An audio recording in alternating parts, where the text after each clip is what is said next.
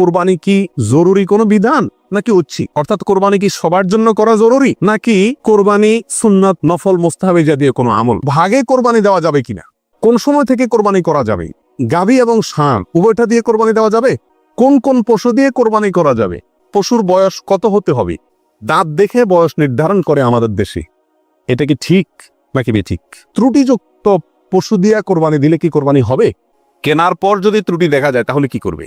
কোরবানির দিন হাঁস মুরগি জবাই করা জায়েজ আছে কিনা? কোরবানির পশু এটা দেখায় বেড়ানো, প্রদর্শন করে বেড়ানো, এটা কি জায়েজ আছে কিনা? কোরবানির পশু কেনার পরে এবং জবাই করার পরে পশুর সঙ্গে সেলফি তুলে এটা ফেসবুকে দেওয়া যাবে কিনা? কয়দিন পর্যন্ত কোরবানি করা যায়? কোরবানি আমাদের একেবারেই দোরগোড়ায় চলে এসেছে। সেজন্য কোরবানিকে সামনে রেখে আজ আমরা প্রশ্ন উত্তরে কোরবানি এটা জানার চেষ্টা করবো ইনশাআল্লাহ বিদিনিল্লাহ। কোরবানি কি জরুরি কোনো বিধান নাকি ঐচ্ছিক? অর্থাৎ কোরবানি কি সবার জন্য করা জরুরি নাকি কোরবানি সুন্নাত, নফল, মুস্তাহাবি জাতীয় কোনো আমল? তো এই বিষয়ে বলবো যে এর ক্ষেত্রে ওলামা একরামের দুটি প্রসিদ্ধ মত আছে। ওলামা একরামের অনেকেই বলেন যে কোরবানি করা এটা সকলের জন্য জরুরি, যাদের সামর্থ্য আছে। ঈদের দিন, কোরবানি ঈদের দিন অথবা পরবর্তী দিনগুলোতে যেগুলোতে কোরবানি করা যায়, এই সময়ের ভিতরে যার কাছে নেশাব পরিমাণ টাকা আছে তার জন্য কোরবানি করা ওয়াজিব, জরুরি, বাধ্যতামূলক। না করলে গুনাহ হবে। এটা অনেক ওলামা একরামের মত। তাদের দলিল সংক্ষেপে শুধু দলিলগুলো হালকা হালকা টাচ করে যাই।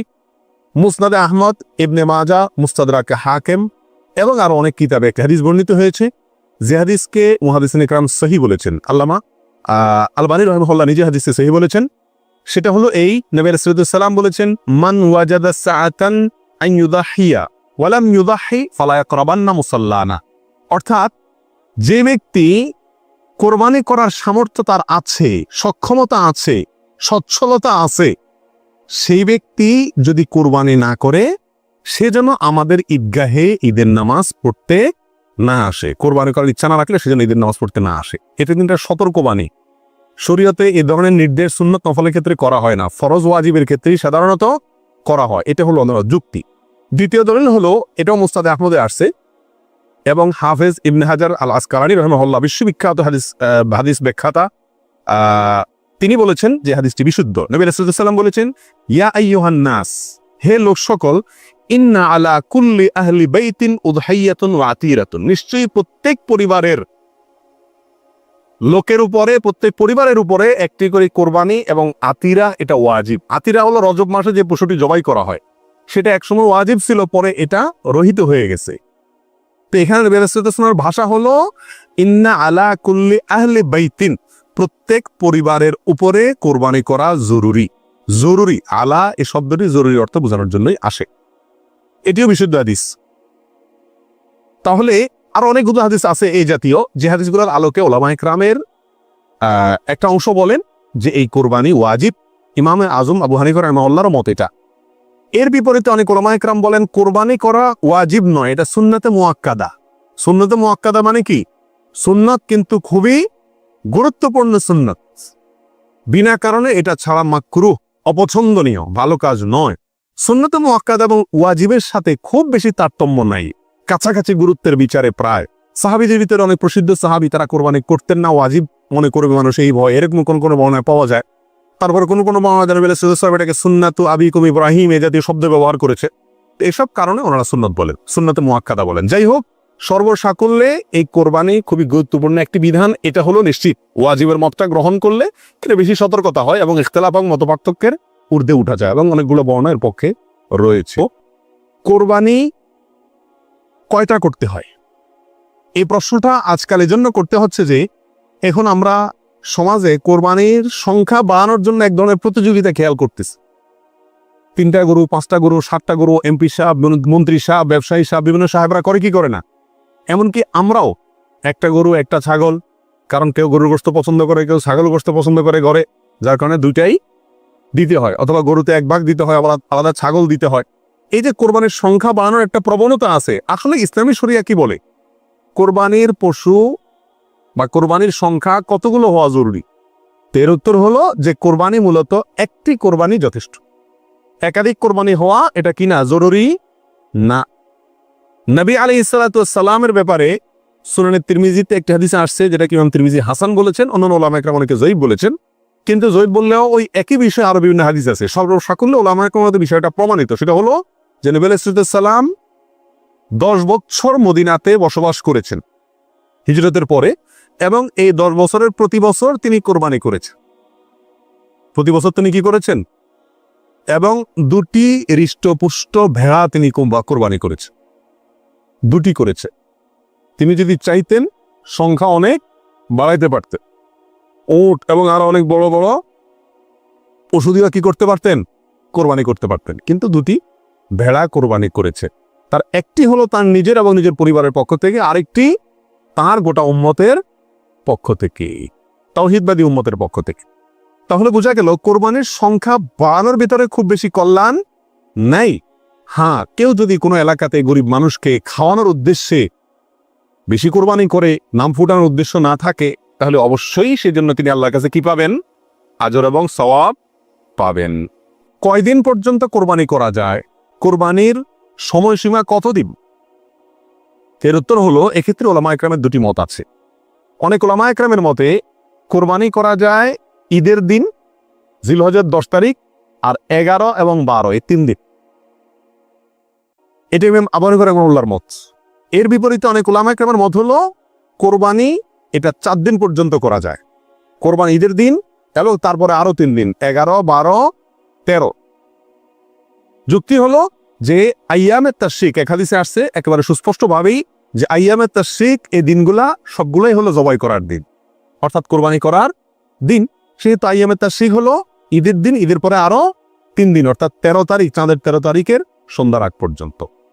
এ হলো কোরবানির দিন। তবে কোরবানি প্রথম দিন ঈদের নামাজের পরপরই করা বেশি উত্তম, এতে কোনো সন্দেহ বা ইখতিলাফ কারোর নাই। এবারে সারা দুনিয়ার উলামা ইকরাম একমত। কারণ নবী আলাইহিস সালাম ঈদের দিন ঈদের নামাজের পরপরই সাধারণত কি করতেন? কোরবানি করতেন। দ্বিতীয় তৃতীয় দিনে তিনি নিতেন না। অতএব একেবারে শুরুতেই করে ফেলা হলো সবচেয়ে উত্তম এবং বেস্ট। এবারে কারো কোনো দ্বিমত নাই। কোন সময় থেকে কোরবানি করা যাবে? উত্তর হলো, ঈদের নামাজ যখন পড়া হবে, যেই এলাকাতে গরুটা জবাই হবে ওই এলাকাতে যখন ঈদের নামাজ শেষ হবে, ঈদের নামাজ শেষ হওয়ার পরপরই কি করা যাবে? কোরবানি করা যাবে। আরেক এলাকাতে ঈদের নামাজ শেষ হয়েছে, সেজন্য আপনার এলাকাতে আপনি কি করবেন না? কোরবানি করবেন না। আপনার এই পশু যারা কোরবানি করবে তারা ঈদের নামাজ পড়ার পরপরই কি করতে পারবেন? কোরবানি করতে পারবেন। এ হলো কোরবানির সময়। কোন কোন পশু দিয়ে কোরবানি করা যাবে? আপনি হাঁস মুরগি দিয়ে কোরবানি দিলে কোরবানি হবে কিনা? এর উত্তর হলো, বড় পশুর ভিতরে 3 ধরনের পশু আর ছোট পশুর ভিতরে 3 ধরনের পশু, এগুলো দিয়ে কি করা যাবে? কোরবানি দেওয়া যাবে। বড় পশুর ভিতরে কোরবানি দিতে পারবেন উট, গরু, মহিষ, এগুলো দিয়ে। মহিষ দিয়ে দিতে পারবেন কিনা এটা নিয়ে উলামা ইকরামের ভিতরে সামান্য ইখতিলাফ আছে। অনেকে মহিষকে গরুর অন্তর্ভুক্ত করেছেন, অনেকে করেন নাই। যার কারণে যারা করেছেন তারা বলছেন করা যাবে, যারা করেন নাই তারা বলছেন করা যাবে না। এজন্য একান্ত অনন্য উপায় না হলে সেদিকে না যাওয়াই ভালো, ইখতিলাফের দিকে। আর ছোট পশুর ভিতরে 3টা, দুম্বা, ছাগল এবং ভেড়া, এগুলো দিয়ে কি করা যাবে? কোরবানি করা যাবে। এছাড়া অন্য কোনো পশু দিয়ে, এই গৃহপালিত পশু ছাড়া আপনি হরিণ দিয়ে অথবা অন্য কোনো হালাল পশু যেটা গৃহপালিত না, সেটা দিয়ে কি করা যাবে না? কোরবানি দেওয়া যাবে না, দিলে কোরবানি হবে না। গাভী এবং ষাঁড় উভয়টা দিয়ে কোরবানি দেওয়া যাবে? কি বলেন? গাভী এবং ষাঁড় 2টা দিয়ে কোরবানি দেওয়া যাবে? যাবে। গাভী দিয়েও দেওয়া যাবে, ষাঁড় দিয়েও দেওয়া যাবে। পশুর বয়স কত হতে হবে? কত বছর বয়স হলে আপনি সেই পশু দিয়ে কি করতে পারবেন? কোরবানি দিতে পারবেন। এর উত্তর হলো, পশু যদি হয় সবচেয়ে বড় পশু অর্থাৎ উট, তাহলে সেক্ষেত্রে সেটার বয়স হতে হবে কমপক্ষে 5 বছর। কত বছর? 5 বছরের নিচে যদি ওটার বয়স থাকে, ওইটা এমনি জবাই করতে খাইতে পারবেন, কিন্তু কোরবানি হিসাবে কি করতে পারবেন না। জবাই করলে এটা কোরবানি আদায় হবে না। গরু যদি হয় তাহলে সেক্ষেত্রে তার বয়স হইতে হবে কমপক্ষে 2 বছর। আর ছাগল, দুম্বা, ভেড়া এগুলা যদি হয় তাহলে তার বয়স হইতে হবে কমপক্ষে 1 বছর। তাহলে ছোট পশুগুলা 1 বছর, গরু 2 বছর, ওট 5 বছর। ছোট পশুর মধ্যে আবার দুম্বা, ভেড়া এগুলা যদি 6 মাসের বয়স, 7 মাস, 8 মাসের বয়সের তা দেখতে 1 বছরটার মতো বড় দেখা যায় তাহলে চলবে। কিন্তু ছাগলের ক্ষেত্রে পরিপূর্ণ কি হইতে হবে? 1 বছর হওয়া লাগবে। দাঁত দেখে বয়স নির্ধারণ করে আমাদের দেশে। এটা কি ঠিক নাকি বেঠিক? কি বলেন আপনারা? এটা ঠিক। কারণ হলো পশু বিশেষজ্ঞ যারা আছেন, পশু সম্পর্কে যারা ভালো বোঝেন, পশু লালন পালনে যারা দক্ষ অভিজ্ঞ, তারা পশুর গালের ভেতরকার বিশেষ ধরনের দাঁত যখন একটা বের হয় তখন বুঝেন এটা 1 বছর হয়েছে, 2টা বের হলে বুঝেন 2 বছর হয়েছে, এবং এটা অভিজ্ঞতা দ্বারা মোটামুটি প্রমাণিত, প্রতিষ্ঠিত। যার কারণে ওইটার উপরে নির্ভর করে বছর নির্ধারণ করা, নির্ণয় করা কি আছে সঠিক।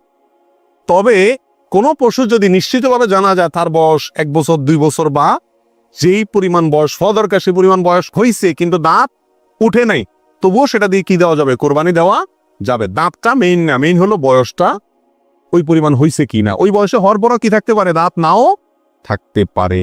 ত্রুটিযুক্ত পশু দিয়া কোরবানি দিলে কি কোরবানি হবে? ত্রুটিযুক্ত পশু, একটা পশুর ভিতরে কোনো দোষ আছে, ত্রুটি আছে, সমস্যা আছে, রোগবালাই আছে, ওইটা এমনি জবাই করে খাইতে পারবেন, কিন্তু কোরবানি দিলে কোরবানি হবে কি না? এর উত্তর হলো কিছু কিছু ত্রুটি আছে, যেই ত্রুটিগুলো থাকলে পশু কোরবানি করলে ওই কোরবানি যথেষ্ট হবে না। আর কিছু কিছু ত্রুটি আছে যেগুলো থাকলেও কি দেওয়া যাবে? ওই ত্রুটি সহকারে কোরবানি দিলে কোরবানি হয়ে যাবে। কোন ত্রুটিতে আপনার কোরবানি দিলে কোরবানি হবে না? একটা হলো ল্যাংড়া হওয়া, এমন ল্যাংড়া যে ল্যাংড়ার কারণে সে পশুর পালের সাথে চললে পিছিয়ে যায়, তাদের সাথে তাল মিলায় ধরে রাখতে পারে না, অথবা জবাই করার জায়গা পর্যন্ত হেঁটে যাওয়ার ক্ষমতা নেই, তাকে ঠেলা নিয়ে যেতে হয়, ছেঁচড়ায় নিয়ে যেতে হয়, শক্তি নেই পায়ে, 1 পা হোক 2 পা হোক, এরকম ল্যাংড়া খোঁড়া যদি হয় তাহলে ওইটা দিয়ে কোরবানি দিলে কি হবে না? যথেষ্ট হবে না, হাদিসে সুস্পষ্টভাবে নিষেধ করা আছে। আরেকটা হলো যে এই পরিমাণ রুগ্ন, অসুস্থ, রোগা, যে রোগার কারণে সে চলাফেরা করতে পারে না, বা ওই যে হাঁটার শক্তি নেই, প্রচন্ড রোগা, দুর্বল, সেটা দিয়ে কোরবানি দিলেও কি হবে না? কোরবানি হবে না। আরেকটা হলো যে অন্ধ, এমন অন্ধ হয়, চোখ কানা অথবা চোখ অন্ধ, অথবা চোখে এমন সমস্যা আছে যে সমস্যার কারণে সে দেখে না, স্বাভাবিকভাবে ঘাস টাস রাখলেও সে বুঝে না কোনটা কি, অথবা ওই জায়গা পর্যন্ত দেখে একা একা যেতে পারে না, উষ্ঠা খায়, তার মানে চোখে বড় সমস্যা আছে, এরকম থাকলে এটা দিয়ে কি হবে না? কোরবানি হবে না। একটা শিং অথবা 2টা শিং গোড়া থেকে উঠে গেছে, একেবারে গোড়া সহ উঠে গেছে, এরকম যদি হয় ওইটা দিয়ে কোরবানি দিলেও কোরবানি হবে না। তবে যদি সামান্য হয়, সামান্য কান কাটা, সামান্য শিং ভাঙা, সামান্য একটু পায়ে সমস্যা, সামান্য একটু অসুখ বিসুখ আছে, এরকম যদি হয় সেগুলো দিয়ে কোরবানি দিলে কি হবে? কোরবানি হয়ে যাবে। অর্থাৎ ত্রুটি যদি ছোট হয় সমস্যা নেই, বড় ত্রুটি যদি হয় তার কারণে কি হবে না? ওই পশু দিয়ে কোরবানি দিলে কোরবানি যথেষ্ট হবে না। কেনার পর যদি ত্রুটি দেখা যায় তাহলে কি করবে? আপনি ভালো পশু কিনে নিয়ে আসলেন, কোরবানি করবেন, রেখে দিচ্ছেন, খাওয়াচ্ছেন, হঠাৎ করে দেখা গেল চোখের সমস্যা, যে কোনো কারণে পা ভেঙে গেছে, বড় ধরনের সমস্যা হয়েছে, তখন কি করবেন? উত্তর হলো, যদি আপনি গরিব মানুষ হন তাহলে সেক্ষেত্রে যেটা আছে ওইটাই জবাই করবেন। আর যদি আপনার সামর্থ্য থাকে তাহলে সেক্ষেত্রে আপনার ওইটার বদলে আরেকটা পশু কিনে সেটাকে কি করবেন? কোরবানি করবেন। কোরবানির দিন হাঁস মুরগি জবাই করা জায়েজ আছে কিনা? আমাদের দেশে অনেকেই গ্রামের দেশে বলেন যে কোরবানির দিনগুলোতে, ঈদের দিনে কি করা যায় না? হাঁস মুরগি জবাই করা যায় না। আসলে কতটা সঠিক? উত্তর হলো এটা সম্পূর্ণ ভিত্তিহীন, বানোয়াট কথা। এর কোনো গ্রহণযোগ্য ভিত্তি ইসলামী শরিয়াতে নাই। বরং কোরবানি ঈদের দিনে কেউ চাইলে হাঁস বা মোরগ কি করতে পারবে? জবাই করতে পারবে। তবে যদি এটাকে কোরবানির নিয়তে করে যে আমার তো গরু ছাগল দেওয়ার সামর্থ্য নয়, আমি মুরগি দিয়ে দিলাম কোরবানি, তাহলে সেক্ষেত্রে এই জবাই কি হবে না? জায়েজ হবে না। কারণ এই পশু দিয়ে কি হবে না? কোরবানি হবে না। এমনি গোশত খাওয়ার জন্য যদি জবাই করে তাহলে ঈদের দিনেও জবাই করাতে কোনো সমস্যা নাই। কোরবানির পশু কেনার পরে এবং জবাই করার পরে পশুর সঙ্গে সেলফি তুলে এটা ফেসবুকে দেওয়া যাবে কিনা, সামাজিক যোগাযোগের মাধ্যমে প্রচার করা যাবে কিনা, ইসলামের দৃষ্টিতে এর ভিতরে কোনো এ ব্যাপারে কোনো বাধা আছে কিনা? এর উত্তর হলো, কোরবানির পশু কেনার পরে অথবা জবাই করার পরে ওই পশুর সাথে সেলফি দেওয়া, সেলফিটাই তো অনেকের মতে এটা একটা মানসিক রোগে পরিণত হয়েছে। আর এই গরুকে কেনার পরে, ছাগল কেনার পরে তার সঙ্গে ছবি তুলে, সেলফি তুলে ওইটা ফেসবুকে বা সামাজিক যোগাযোগের মাধ্যমে প্রচার করা, এটা ইসলামের শরিয়ার দৃষ্টিতে খুবই গর্হিত এবং নিন্দনীয় একটি কাজ। বিশেষ করে এই জন্য যে প্রথমত বিনা প্রয়োজনে ছবিটা তোলা হচ্ছে, দ্বিতীয়ত হলো এর মাধ্যমে নিজে কি কোরবানি দিচ্ছে এটাকে কি করা হচ্ছে? জাহির করা হচ্ছে, প্রচার করা হচ্ছে। বাহবা কি আল্লাহর কাছ থেকে নিতে চান না মানুষের কাছ থেকে নিতে চান? আল্লাহর কাছ থেকে যদি নিতে চান তাহলে ওইটাকে প্রচার করে মানুষের কাছে লাইক কমেন্ট পাইলেন, সে আশায় এটাকে আপনার লাইক কমেন্টের ব্যবসায় বিজনেসের পুঁজি হিসেবে খাটাইলেন। আল্লাহর কাছে তার বিনিময় পাওয়ার আশা করা বড় কঠিন। এজন্য এই গরুর সাথে সেলফি তোলা, বিশেষ করে জবাই করার পরে রক্ত সহকারে ছবি তোলা, এগুলো কোনো অবস্থাতেই ইসলামের শরিয়ার দৃষ্টিতে খুব একটা ভালো কাজ নয়। এগুলো থেকে আমাদের বিরত থাকা উচিত, মনে করা উচিত এটা একটা ইবাদত। এটা কি ইবাদত? ইবাদতের ক্ষেত্রে তামাশা বা যা মনে চাইলে তা করলাম, ফাইজলামতি করলাম, এর কোনো সুযোগ নাই। আল্লাহ আমাদেরকে বুঝার তৌফিক দান করুন। ভাগে কোরবানি দেওয়া যাবে কিনা, এটা একটা গুরুত্বপূর্ণ প্রশ্ন আজকালকার যুগে। কারণ কোনো ওলামা একরাম বলছেন ভাগে কোরবানি দেওয়া যাবে না, বরং গরু হোক আর ওট হোক, যত বড় পশুই হোক, দিলে একজনের পক্ষ থেকে দিতে হবে, 7 ব্যক্তির পক্ষ থেকে যথেষ্ট হবে। এই যে কথা প্রচলিত আছে, এটাকে অনেক কোনো ওলামা একরাম কি করছেন, অস্বীকার করছেন। আসলে সঠিক কোনটা, এ ব্যাপারে আগেই বলেছি যে একাডেমিক আলোচনা খুব বেশি লম্বাচড়া করার ইচ্ছা নাই এবং সুযোগও নেই। শুধু সংক্ষেপে এটুকু বলবো, সব যুগেই সবচাইতে বেশি সংখ্যক ওলামাদের মতে, বলা যায় প্রায় সবার মতে, সমস্ত ওলামা ইকরামের মতেই বলা যেতে পারে প্রায়, গরুর ক্ষেত্রে একটা গরু 7 জন ব্যক্তির পক্ষ থেকে কি হবে, কোরবানির জন্য যথেষ্ট হবে।